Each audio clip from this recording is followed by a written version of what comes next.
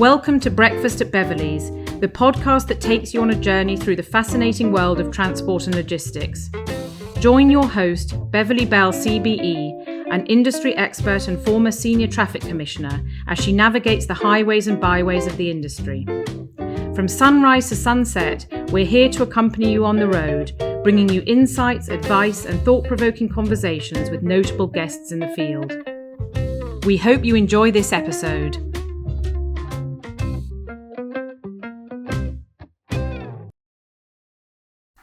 So good morning, and I would like to welcome everybody to Breakfast at Beverley's. Today I have a very special guest, Jemma James, and I'm delighted, Jemma, that you've been able to join us today. First of all, what have you had for breakfast? Well, this morning I've had biscuits and fruit. Not very exciting. However, normally I'd have overnight oats because I'm actually pretty prepared. So there you go. Okay, and do you do anything else in the morning? Do you have any routines to get you set up for the day? Coffee, at least 2 in the morning before I do anything. Cannot function without it. And always make the bed. It's one of my things. I have to do it. And generally do sort of 20 minutes exercise before I get out the door. And that's about all I can manage. Oh, and put my wall paint on. I like to have my makeup on because it sets me up for the day. When you do your exercise, are you religious about it? Do you always do 20 minutes or do you think, oh, well, I'll do 40 minutes tomorrow to make up for the lack of 20 minutes today? I will. If I can get 20 minutes in, I'll do it. Either a walk or, well, I used to jog, not so much now. However, I try always to make myself do it because if I don't have as good a day. Well, that was going to be my next question. If you don't do it, do you notice the difference? Definitely. I do think morning routine is important and I wish I'd started it many years ago. So when did you start it? When I was 40, I kind of had this... Oh, last week then? Yeah. My brother is a fitness fanatic. He's actually launching his own app at the moment as we speak, but he's an ex-Royal Marine and he told me off. He said, Jemma, if you don't start looking after yourself, you can't look after anyone else. Because he noticed I was running around like a headless chicken, as I'm sure you'll appreciate, Beverley, looking after everyone else, work, family, whatever. And I wasn't looking after myself. And he said, you need to do it, otherwise it'll be too late. And I was like, okay. And I started and I thought, why didn't I do this before? Do you know, that's really making me feel really bad now. I'm thinking, 64, shall I start? Never too late. Well, yes. So on the subject of morning routines, you've got family. Yes. You've got 2 boys? No, I've got a girl and a boy. Girl and a boy. Yeah. Okay. Can we ask how old they are? They are 10 next week. So how on earth do you fit in exercise when you've got 2 10-year-olds to get ready for school? Do you shut the door and make sure they don't come in? I try to either, the moment they're on the bus, I'll go for a walk or go for a run. Or if the weather's bad, while they're, getting themselves ready in the morning, I will do my squats, do my 7-minute workout, do whatever it takes, just do something because I just feel better for it. So okay, so you've done that, you've gone to work. Yep. What's the first thing you do when you get to the office apart from make a coffee? Well, I offer to make everyone else a coffee as well because I think that's really important. Very much open door policy, box tissues on the desk and make everyone a coffee when you go in, As this interview or this meeting or this discussion, whatever we want to call it, is going on, you're just making me feel worse and worse. That's because we should have done bottomless brunch with Beverley. That's what we should have done. Now I'm thinking I don't exercise in the morning. I don't offer to make my colleagues a cup of coffee when I get in. But you've got an amazing team, so you're clearly doing something right. So that brings me on to sort of the next thing I wanted to chat to you about. You always have had an amazing team because you were MD at TruTac for 16 years. Yeah, I was with TruTac for 16 years and obviously we were part of the microlise group for the last 3-4 years of that. And I was incredibly proud of the team. And when I talk about the team, I include customers within that and our channel partners within that as well because they were really integral to our success. So on that whole subject of the work that you did, tachograph analysis and all of the science stuff that goes with it. I'll say stuff because I'm not science-based at all. There are huge amounts of operators who have the systems. Yeah. They pay for the systems. Yes. They use a tiny proportion of the systems. And they often don't understand the technology that sits behind it. are they just buying, when they go to a tachograph analysis company, are they just buying a system, or are they, or should they be buying something more important than that, do you think? They should be buying something more important than that. You're always going to get people who treat compliance as tick box, a bit of an insurance policy. And the problem is that's fine until something goes wrong. And we're all guilty of buying systems and technology where we only use 10 to 20% of it. Yeah. However, I genuinely believe that's why TruTac was so successful, because we tried to uncomplicate things rather than overcomplicate things. And everything we did was backed up by excellent customer service. So it was really important to have a single pane of glass, a one-stop shop, if you will, with modular products that could be added on as required or taken away, but with one login. One simple login, one password. We all know the problems around passwords and different systems and everything else. It's a challenge in today's world. And we made it simple, and that simplicity made it easier for people to get value out of it. And as a result, generally, they had more than one product. And they were always willing to sort of look at taking on board more products as long as the customer service was there and they understood how to use it. So which aspect of the work that you did was most exciting for you, dealing with the customers or dealing with the technology? I love people.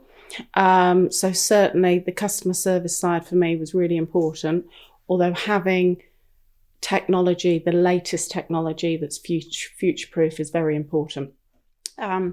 It's okay if it all looks very pretty, but the back end of it needs to work. So getting the right infrastructure. We invested very heavily in a huge rewrite of the back end of the product 4 or 5 years ago, which enabled us to sort of grow and develop and make sure that the infrastructure was right. And from that, we were able to add on extra products. So a little bit of both in answer to your question. However, I'm very much a people person. Yeah. And I'm sure that anybody that knows you will be nodding furiously now, saying you always find time to chat to people and talk to people. So what are your outside interests? Anything to do with the trucking world or the commercial vehicle world? A little bit. So some people may know this, some people may not, but I am a big American car fan. I actually have my own 1979 Chevy truck. Wow. Yes, she's quite a big beast. She's 7.2 litre. Apologies for any eco people watching because they wouldn't approve. She's very thirsty. She's very feisty. She doesn't do as she's told. She looks fabulous though. She's very much like her owner. That's what I was going to say. So I'm noticing the similarities. She's wonderful. I do have a passion for sort of American retro subculture. Always have done. Go to America very regularly. Other things I like to do is travel. I've also got a caravan, which I tow myself. Oh God, I didn't know that. Which I tow myself, but I have a caravan I cannot. for the American car shows. Oh, well, that's okay. So that's what it's for. Well, so can we just I'm too old for tents. Yeah, well, can we? Well, yes, absolutely. Can we just sort of put some wheels on and call it a motorhome? Well, that sounds a damn sight better than a caravan. Not that I'm saying I don't like caravans. It's got a cocktail cabinet. Oh, well, that's okay. That's fine. I'll let you off. So before you worked at TruTac, obviously part of the Microlines group now. Yeah. What did you do? Well, I believe you've got a degree in something. Yes. So what's your degree in? I have a law degree, and I also have my LPC to be a solicitor as well. Do you want a job? I'll make tea for you. How about that? So yes, my intention was to go into the legal world. I'm also a qualified Citizens Advice Bureau worker. I'm really passionate about sort of listening to people, helping people with problems, etc. And that was one of the reasons why I did sort of the legal qualifications. However, I had a job and self-funded while I was doing the RPC, and the thought of doing a training contract and having a huge drop in money was not appealing. And then a perfect job came up for a corporate and commercial fraud detective investigations agency. Wow. And I worked for them for a number of years, and that was fantastic because it allowed me to use my legal background and qualifications as well as my commercial acumen, combine the two, develop the business, do some undercover work as well. Ooh, what did you do? Oh, I'm not allowed to say, but some really, I had a handbag with a hidden camera. Honestly, it was fabulous. It was all the latest technology at the time as well. So yes, I did a few undercover. You don't strike me as somebody that could go in undercover because you're a big personality. Did you have a black wig, and you didn't put your face on and then people didn't recognise who you were? Less makeup, hair tied back. It's quite surprising what you can get away with. Leggings and a hoodie, you probably wouldn't recognise me. So. And did you enjoy that work? Yeah, I did really enjoy it. Again, very challenging, grew the business significantly, a difficult business to market because obviously you're in a situation where people need you at a drop of a hat and they don't think they need you until they need you, which you can understand through some of the PI work, etc. However, it's about making sure you're in people's minds when they do need you and making yourself memorable. And I'm sure there must have been times where you were dealing with confrontational people. Yes, bit of process serving, etc. And sometimes things that people really didn't want to deal with. But, there's always challenges and we're human beings and some of it can be very emotionally upsetting for people. However, you find a way through and be as empathetic as you possibly can. Okay. So you talked there about commercial acumen. Is that one of your strengths? Definitely. I strongly believe that if you measure things right and you measure what matters, as the very well-known book says, that you can really drive profitability in any business, regardless how small. But I do think it's not just about numbers. I think it's about people and leadership and leading in the right way. So where did that commercial acumen come from? On my mum's side of the family, they were showmen, so travellers. And I genuinely believe our work ethic as a family and also our attitudes to work, commercial, managing money, etc., comes from that side of the family. So a lot of the showman industry is very misunderstood. It is. They can get labelled with other elements of the travelling community, which is very, very different. But very hardworking. You will never see anyone drive a HGV like a showman. They can park those things in unbelievably difficult situations. So it comes from that side of the family. My dad's side of the family were miners and then obviously in the Navy, etc. So commercial definitely on the mum's side. Okay, now I've heard you talk about your father. Yep. You told me a lovely story about your father, if I'm allowed to share it with our listeners, where he rang you one night in COVID and said, I'm on the floor of the pub. And you said, oh dear, have you fallen over? And he said, no, we're on a lock-in and the police are outside. Hiding from the police. And I always said, I'd really like to meet your father. Sadly, he passed away. He did last year, unfortunately. So if you were going for an interview, what advice would your father give to you if you're going for a job interview? Be yourself, very much so, and always smile. Because he would always smile and always make everyone feel welcome. And I think that's really important. And sadly, in today's world, with technology as wonderful as it is, a lot of people have forgotten how to do this. And also the British are very good at complaining, but not so good at saying thank you or well done. We've become keyboard warriors all the time. And, even this week, I always make an effort to drop people a thank you note or a box of chocolates or a packet of biscuits to say thank you for your time, because I appreciate that everyone is time poor at the moment, and a little bit of gratitude and being thankful goes a long way in today's world. Didn't we have this conversation the other night about thank you letters? Didn't thank you notes? No, was it somebody else? Trouble is, when you get as old as me, Jemma, you won't be able to remember who you had the conversation with. It is really important, and I think having a conversation with people face to face, yes, Teams is wonderful, embracing technology is all wonderful, but actually the personal interaction is very, very important, looking people in the eye. And I think particularly with teams, in your own teams, being able to say, are you okay? Are you really okay? Is something that gets missed in today's deadline-driven world. And in a virtual world. Yeah, very much so. So I've asked you what advice your father would give you. Yeah. Would your mother give you the same advice or something different? Mum would say, tits and teeth, darling. Oh. That's what she would say. I like she would always, my mum was an incredibly strong-willed woman, had multiple businesses, and and was always, you put your war paint on and your head held high and tits and teeth die.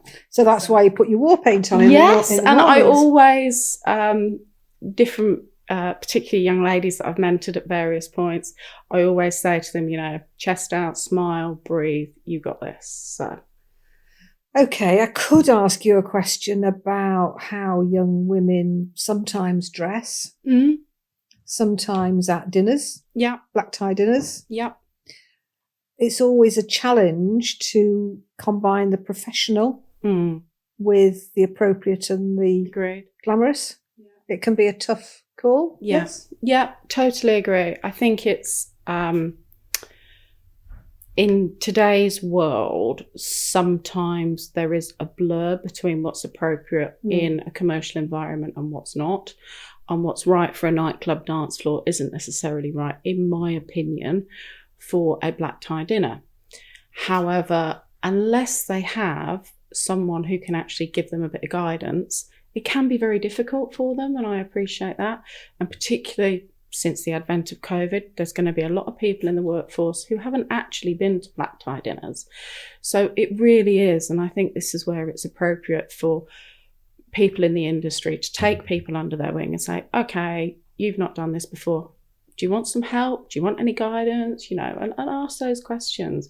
And I think people are very afraid nowadays to almost be supportive in case that supportiveness becomes offensive in any way. So they don't have the conversation. And we should be, you know, saying, is this appropriate? What do you think of this dress? You know, showing them the images, etc. So. Can I ask the other side of that call now? So if my daughter was listening to this, which she wouldn't, I'm not saying to you, mummy, at all, but if she was, and my daughter's 33, she would say, ask about the flip side of that, which is, in my generation, would wear certain clothes for work and certain clothes for home, and they would never mix. Yes. We'd wear certain height of heel or smart shoes. Today's, I will call them the younger generation, because I'm allowed to now, because I'm old, will say they can wear what on earth they want. It really doesn't matter. It's about their skills and their competencies in the role. I question whether they can be taken seriously if they're wearing certain types of boots for work. And I'm not talking about high heel boots, I'm talking about the exact opposite. Or dressing down or turning up in a pair of leggings and a pair of boots. Now, clearly it's different if you're in a non-office environment and you've got your high-vis jacket on and your work boots and you're going around the yard. That's completely different. But what's your view on that? I personally believe that you should have some flexibility.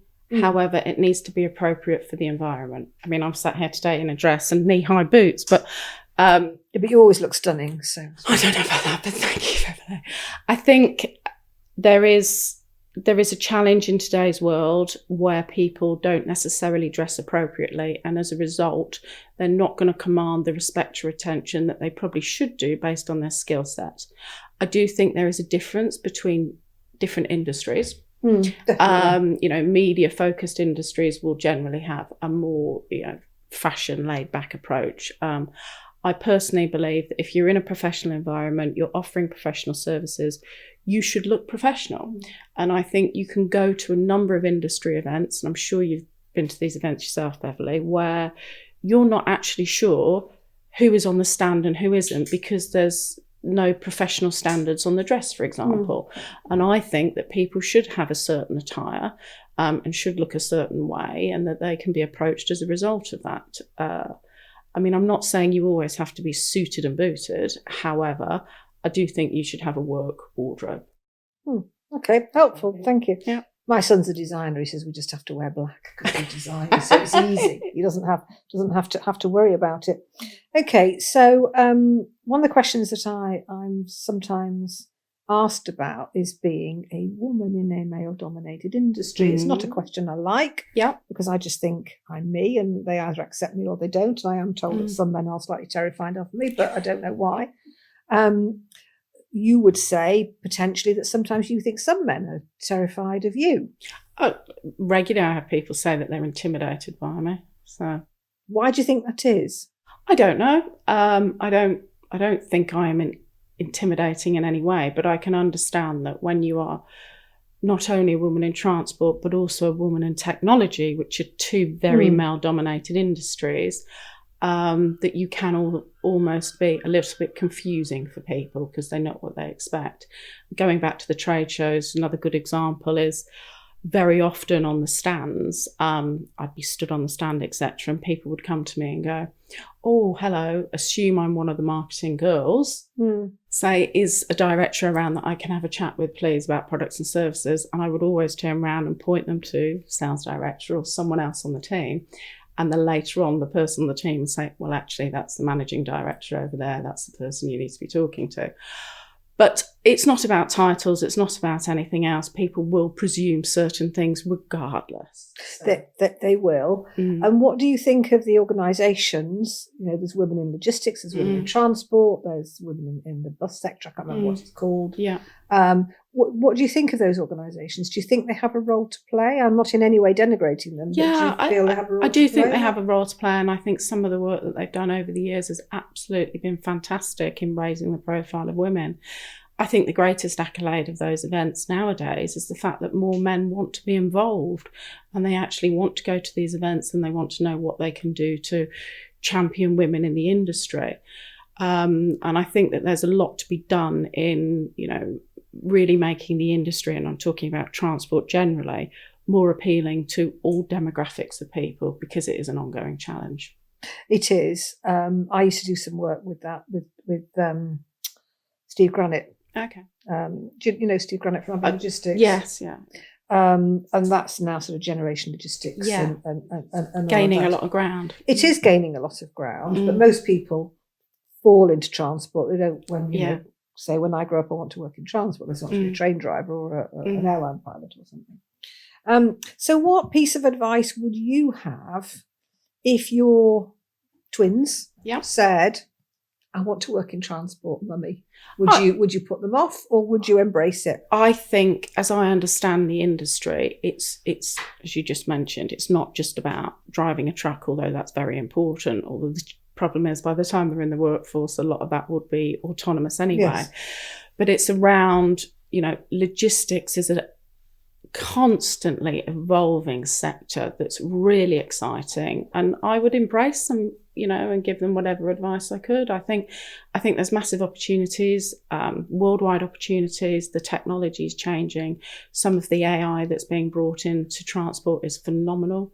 Some of the specialist software that's being developed are ongoing around the world, and the integrations with that is absolutely jaw-dropping and moving at such a fast pace that, I would totally embrace it. So I'm going to make reference to a little conversation we had last night as we worked our way through. I'm nervous now. To the restaurant. You don't need to be. Don't worry. What happens in coast stays in coast. I want to ask you about mobile phones. Yes. Because your children are 10, mine are 33 and 30, which shows the age gap between us. But as parents, we want the best for our children. And I'm now a grandmother, and I want the best for my grandson. What do you think about the use of mobile phones by young people, whether they are children aged 10 or whether they are teenagers aged 18, both with regard to the technology side and with regard to the things that it can make people do or behave? I think smartphones are a wonderful piece of technology. However, they're also very dangerous. And I think things such as doom scrolling, some of the ability to access people in their private lives, a lot of the research that's coming out now is terrifying. I personally don't let my children have smartphones, and I'm also a member of a parent group which is Parents Against Smartphones. Is that a national organisation? Yeah, and it's growing very quickly actually, because of the amount of research that is out there that is undeniable in the damage that smartphones can do, both on attention spans, conversation, you know, limits around a whole host of different areas that can affect children. In a workplace, I'm very strict with particularly younger members of the team and their access on phones, because I don't think it's appropriate to have a phone constantly on your desk or to be, and I have banned social media in workplaces, etc. Not made me very popular, but I've done it for different reasons. LinkedIn's different, and so is other things. But being distracted by the constant notifications from Facebook or whatever it may be at that time is not productive in a work environment. And I also don't think that it's great for people's mental health generally. It doesn't stimulate conversations. It can block people having genuine relationships and hobbies and other things. And I think we're going to see a change. I think there will be a change within parents, within workplaces about, using technology for good and having some sort of trust in technology as well. So until you mentioned this to me last night, I'd not heard of the organisation. Mm-hmm. So are you publicising the organisation? Well, I'm a member of it. It's fairly new in its infancy. There seems to be growing groups in every council location, from what I can see. It's available on all different forms of social media, but it's also being promoted quite a lot because of smartphones being banned in schools, and the government's attempts to do that anyway. And I think it's interesting when you look a lot of the technology leaders in Silicon Valley, a lot of them do not allow access for their children on either iPads or smartphones until they are a certain age. And even then it's very restricted. And what is that certain age?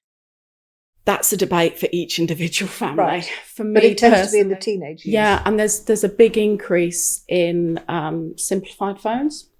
So instead of smartphones, but you can still have the communication tool, which is needed for all sorts of different reasons, but just taking away the smartphone element so they're not bombarded.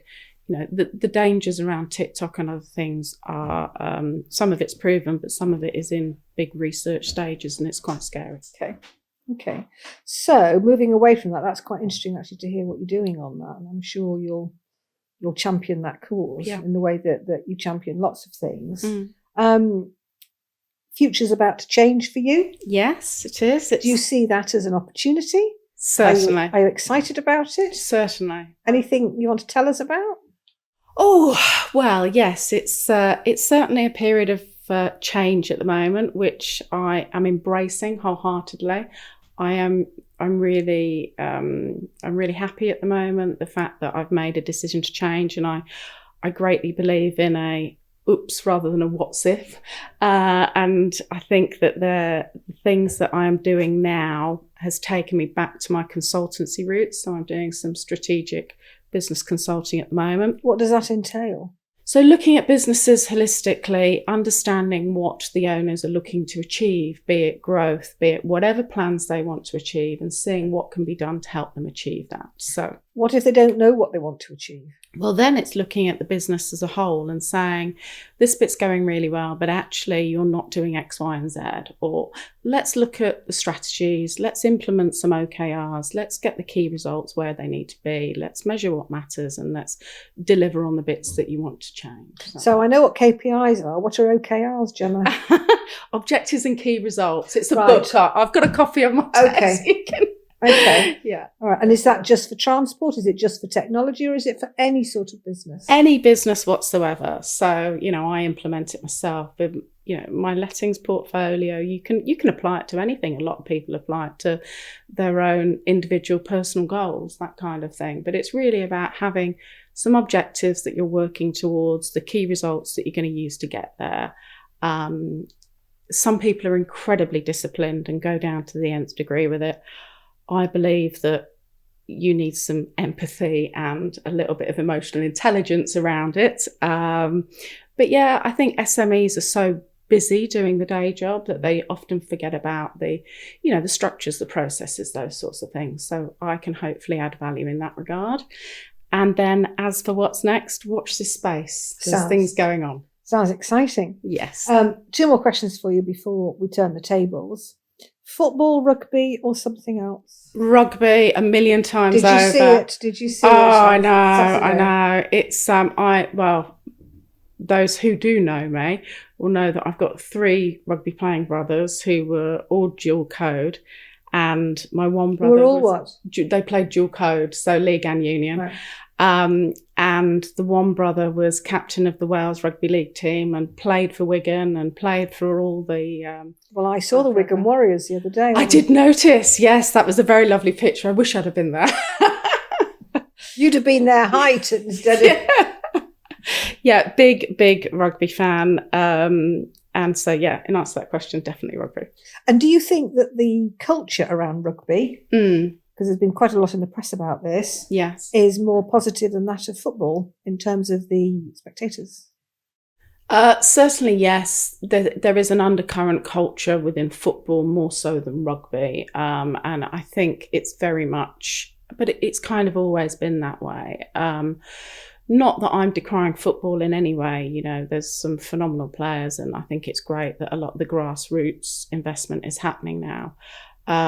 But rugby is a sort of more passionate game, I believe, for me, and it's been something that generations of our family have always played. So. Okay, so I've got written down here, just to warn you, give you a moment to think. I've got a question, but I'm not going to ask it. It's an introduction. It does say theatre, cinema, ballet or opera. But I'm not going to ask that. I'm going to ask, what's your favourite film? What's my favourite film? Oh, I'm quite traditional in my films. So I love the original Mary Poppins. I love escapism. I love Disney. You know, I think that ability to be able to take to a world of fantasy is something really special. That's why you've got a very small overnight bag, isn't it? It is a Mary Poppins ever expandable bag. Yeah. If only that was the case. No, I just prefer not to lug loads of stuff around and be fairly organised. So there we go. For the benefit of our listeners, I was amazed at how small your bag was to come away for 3 days. I couldn't believe it. I have to have at least 3 suitcases and a Sherpa. So that's what I'm referring to. I like to pack light and I like to travel a lot. You know, it's just the way I am. I try to be as organised as I can. So, but yeah, I've never had anyone comment how small it is before. Well, maybe it's a niche market. Maybe I need to pack bags for people. Maybe that's what I should do. Maybe. Okay, so I've asked you lots of questions, yes, and you've given us lots of lovely answers. Is there anything you want to ask me? Yes, I'm going to ask you 2 questions, if that's okay. One work-related and one non-work-related. So which would you like first? Mind. Okay, work-related then. So if you could change or remove any law or regulation in transport, what would it be? If I could change or remove? Yeah. If I could change regulation in transport, it will be to change the PSV legislation. Okay. I'm not a traffic commissioner anymore. I'm a recovering traffic commissioner, but TCs have for a long time, at least 20 years, asked for the PSV legislation to be changed. It's overly complicated. It's not fit for purpose anymore. Yeah. And I think it's in real need of review. And I know that there are lots of people who feel that way. So that would be my big ask. And maybe let's update the 1995 Act. Okay. Because life was very different in 1995 from how it is in 2024. So that'd be what I'd ask. Interesting you talk about the PSV as well, because I've seen obviously you've been doing a lot of on social media and all the rest of it. Yes. You've been pushing a lot more on the PSV sector. And do you think the training is growing as a result of everything you're doing, but also how complex the rules are? Or well, I have a brilliant marketing team, and I think that's probably why. Yeah. The challenge for me is living up to it, because people say, "Oh, we've chosen you because you've got this great campaign," and I think, "Oh, no pressure." I think the PSV work is challenging. I think the challenges out there for operators are sometimes insurmountable. There are various pieces of legislation which conflict, and so I think they want to know how to overcome that. And there aren't so many specialist PSV advisors around. I agree. Yeah, I think it's a very often overlooked area. And I think COVID was a good example of how it was overlooked. But let's not go down that route. And times are very hard. They are incredibly hard, very small margins, very challenging and very competitive as well. So, okay, that was your work question. So if you did have some free time, which I'm sure Beverley Bell has no free time at all because you're a powerhouse and here, there and everywhere, what would you do with it? Well, drink gin and eat chocolate is what I always say, but I wouldn't actually drink gin and eat chocolate. What would I do with it? So much. And in a way, that's why I don't retire, because I think, oh my goodness, I'll suddenly realise all the things I wanted to do. I've got thousands of books that I'm going to read when I retire. I love travelling. So when I was 60, I went to New Zealand. Fabulous I know you spent some time in New Zealand. Yes, I did. For a long time via Singapore, came back via San Francisco, had a marvellous time. I'm going travelling to Egypt in January because I'm 65. I know it's a shock. I know I look so much younger. 65 in December. So in January, I'm going to Egypt, Fabulous. going to the pyramids. I'm going to go up the Nile on a nice little boat. Drinking gin and tonic. Maybe drinking gin and tonic, maybe something white and chilled and it's not milk. Yeah. What else do I like? What else would I do? Well, I am now a very proud grandmother. Oh, yes. So, gorgeous Arnie. Yeah, gorgeous Arnie. So tonight I'm off to my daughter's and we're going to Paris tomorrow, my daughter and my grandson. I've never been to Paris. So travelling for me, like you, is something that I enjoy doing. Excellent. Let's hope you get to enjoy some of this free time then. Well, let's hope so. Thank you. Well, Jemma, it's been, as always, a delight just to chat to you. Thank you for taking the time out of your busy schedule to come and see us.